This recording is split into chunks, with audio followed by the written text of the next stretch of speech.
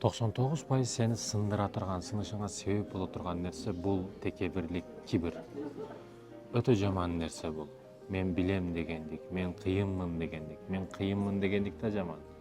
Мен билем дегендик бул эң жаман нерсе. Баягы текебир адам эч нерсе үйрөнө албайт эч качан. Анан уялып отура берген адам эч качан үйрөнө албайт. Ошондуктан уялбаштыкка и коркпоштукка балдарыбызды үйрөтүшүбүз керек.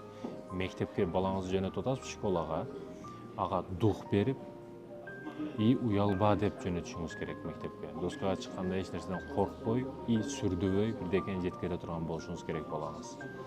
Ага эң таяныч күчтүү ата-эне болот. Ата-эне туура тарбия бериш керек.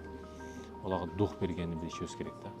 Анан эч качан эркек киши сынбаш керек. Сынып кала турган нерсе бул текебирлик. Альпинисттер тобго чыгабыз биз. Бизде ушундай статистика бар. Эң башында, баштапкы этапта 20% альпинисттер өлөт, үйрөнүп аткан учурда. Бирок эң көп 50ден да ашык кетет пайыз өлөт, өлүм жетим көп болот. Качан десеңиз, бул тажрыйба өтө күчтүү, 5 жылдан жогору тажрыйбасы өтө күчтүү болуп калган учурда. Неге дебейсизби? Тажрыйба күчтүү, эми өлбөш керек эле го бул. Тоого чыкканда сонун чыгыш керек эле го десеңиз, себеп ал мен билем деп калды да. Жолдо дагы 5 жыл тажрыйбам бар, 10 жыл тажрыйбам бар, автоунаа кыйнай деп калдым, мен айдайм, өтүп кетемин деп. Канча кырсыктар болуп кетип атат.